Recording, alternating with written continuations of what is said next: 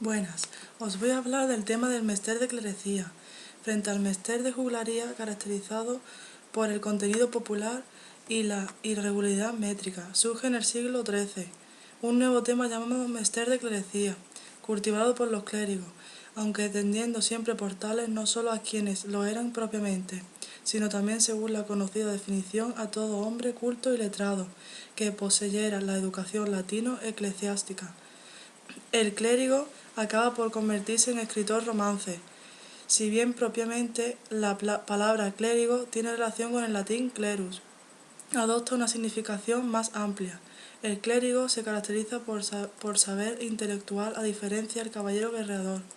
El mester de clerecía no desplazó, sino que coexistió con el de juglaría y con las diversas formas y escuelas líricas, pero sin confundirse jamás con ellas.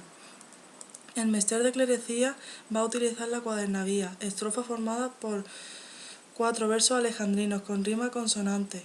Los temas preferentes serán ahora de carácter religioso, culto y erudito, y tendrán con mucha frecuencia un propósito didáctico y moralizador.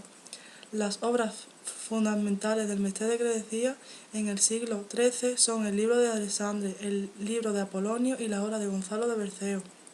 El libro de Alexandre es una de las primeras grandes obras del mester de clerecía. El motivo principal es la historia de Alejandro Magno. Está escrito en cuadernavía. Se conservan 2 manuscritos, uno con rasgos leoneses, transcrito por Juan Lorenzo de Astorga, y otro por rasgos aragoneses. Combinando las dos versiones consta de unos 1700 versos. Fue escrito probablemente en principios del siglo XIII. El libro de Apolonio cuenta la vida de Apolonio, rey de Tiro. Está inspirada posiblemente en una narración novelesca latina del siglo III. Consta de unos 2600 versos escritos en cuadernavía. Posee algunos rasgos aragoneses. Fue escrita probablemente a mediados del siglo XIII. Gonzalo de Berceo es el máximo representante del mester de clerecía en el siglo XIII y el primer poeta conocido de toda la literatura española. Nació en Berceo, La Rioja, a finales del siglo XII y murió a mediados del siglo XIII. Pasó su vida unido a los monasterios de Santo Domingo de Silos, Burgos, y San Millán de Alacogoya, La Rioja. Todas sus obras están escritas en cuadernavía y tratan de asuntos religiosos. Siglo XIV. El mester de clerecía Juan Ruiz, arcipreste de Hita. Muy pocos datos se poseen de la vida del arcipreste de Hita, llamado Juan Ruiz. En el Códice de Salamanca, uno de los 3 en que se ha conservado el libro de Buen Amor, nos induce a suponer que nació en Alcalá de Henares, probablemente a finales del siglo XIII.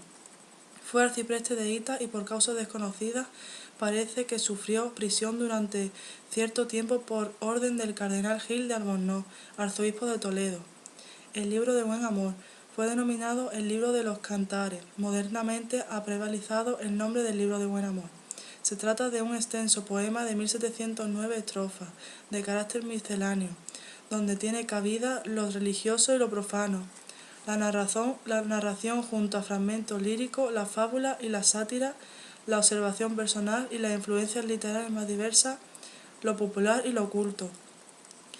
Métrica del poema. La métrica predominante en el libro de Buen Amor es la cuadernavía, con la excepción de la parte propiamente lírica, escrita en versos de arte menor, pero en la cuadernavía de Juan Ruiz alterna o se combinan los versos de 14 y los de 16 sílabas, lo que origina uno de los problemas más interesantes en la métrica del poema.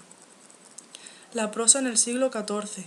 Mientras que la poesía del siglo XIV está representada por la exuberante personalidad de Juan Ruiz, la prosa cuenta con 2 escritores de primer rango, don Juan Manuel y el canciller Pedro López de Ayala, representantes de una nueva aristócrata letrada y cortesana, que en este siglo comienza a sustituir a la nobleza ruda y campesina de las épocas precedentes.